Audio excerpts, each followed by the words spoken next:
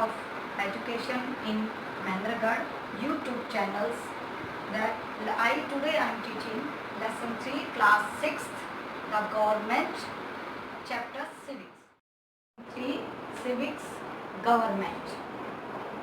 बेटा अपने घर में बड़ा परिवार होता है, बड़ा घर होता है और आपने देखा कि स्कूल में भी क्लास में बहुत सारे बच्चे होते हैं। सभी कभी आराम से भी बैठते हैं, कभी नहीं बैठते, डिस्टर्ब भी करते हैं।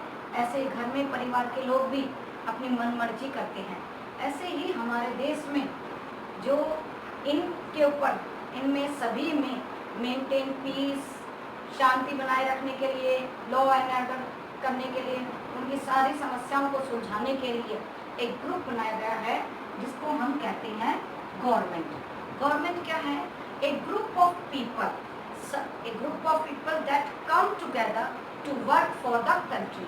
देश के लिए वो ग्रुप ऑफ पीपल जो एक साथ मिलकर देश को डेवलप करने के लिए, उसे आगे बढ़ाने के लिए एक साथ काम करते हैं, उसे हम गवर्नमेंट कहते हैं। We can also say it is the administrative organ. अब बेटा गवर्नमेंट तो मैंने बता दिया पीस मेंटेन रखने के लिए और डेवलपमेंट करने के लिए, कॉन्फ्लिक्ट्स को सॉल्व करने के लिए, कि हमारी जो भी समस्याएं हैं पीपल्स की, उनको समझाने के लिए एक लीडर, एक मॉनिटर की जरूरत होती है। और ये जो पूरे देश को एक संस्था चलाने का काम करते हैं उसे गवर्नमेंट कहते हैं। जैसे गवर्नमेंट की क्या जरूरत होगी? सबसे पहले मैंने आपको बताया मेंटेन लॉ एंड ऑर्डर करने के लिए, जैसे घर में सभी में शांति बनाए रखने के लिए, सारे काम ढंग से करने के लिए, इसी तरह से देश में लॉ एंड ऑर्डर करने के लिए। दूसरा जो नीड है हमारे देश में, जैसे कई समस्याएं हैं, अनएम्प्लॉयमेंट, पॉवर्टी, गरीबी, जो भी समस्याएं हैं उन प्रॉब्लम को सॉल्व करने के लिए एक संस्था की जरूरत है और इसीलिए हमने हमारे देश की गवर्नमेंट बनाई। जैसे कोई देश हमारे देश पर आक्रमण कर दे तो उसे प्रोटेक्ट करने के लिए भी एक संस्था चाहिए या जो एक ऐसा ग्रुप चाहिए जो उनका सामना कर सके, और वो है गवर्नमेंट। हमारे देश की डेवलपमेंट के लिए, कोई बहुत सारी बिल्डिंग बनाने के लिए या रोड बनाने के लिए, हेल्थ फैसिलिटी प्रोवाइड करवाने के लिए जो संस्था चाहिए, और वो संस्था है गवर्नमेंट। तो ये सारे मैंने बताया कि हमें गवर्नमेंट की क्यों जरूरत होती है। गवर्नमेंट के 3 ऑर्गन्स होते हैं, 3 ऑर्गन्स जो मिलकर सारे काम करते हैं। इनका सेपरेशन डिवीजन है, legislature, executive and judiciary. 3 organs हैं।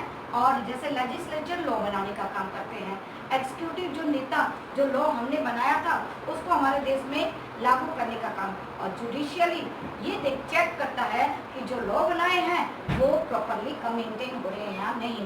अब वर्ल्ड में बहुत सारी टाइप ऑफ गवर्नमेंट पाई जाती है। जैसे सबसे पहले हम अपने देश का ही एग्जाम्पल लेके चले, जैसे डेमोक्रेसी। डेमोक्रेसी गवर्नमेंट क्या होती है? जिसमें पीपल खुद अपने लिए, by the people, for the people end of the people, यानी जनता के लिए, जनता के द्वारा और जनता से जो गवर्नमेंट बनाई जाती है उस गवर्नमेंट को हम डेमोक्रेसी गवर्नमेंट कहते हैं। ये सबसे फेमस गवर्नमेंट, वर्ल्ड की फेमस और पॉपुलर डेमोक्रेसी, क्योंकि इनमें फ्रीडम और इक्वलिटी, सभी लोगों को फ्रीडम और इक्वलिटी की जो राइट्स मिल जाते हैं। लेकिन प्राचीन समय से हमारे देश में डिक्टेटरशिप और मोनार्की, राजा रानी, जो भी एक आदमी के हाथ में पावर है वो अपनी मनमर्जी करता है और वो अपने देश को चलाने का काम करता है, उसे हम डिक्टेटरशिप या मोनार्की कहते हैं।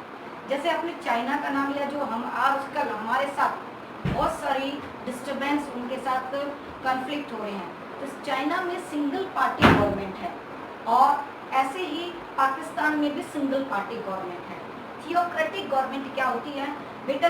जिस देश में रिलीजन के आधार पर, यानी जो रिलीजियस लीडर है उसको हमारे अपने देश का जो लीडर माना जाता है और रिलीजन के आधार पर पूरे देश के लॉज वगैरह बनाए जाते हैं, उसे थियोक्रेटिक गवर्नमेंट कहते हैं। जैसे वेटिकन सिटी, जैसे पाकिस्तान, ये सारे जो हैं थियोक्रेटिक गवर्नमेंट के एग्जाम्पल्स माने जाते हैं। Thank you, have a nice day.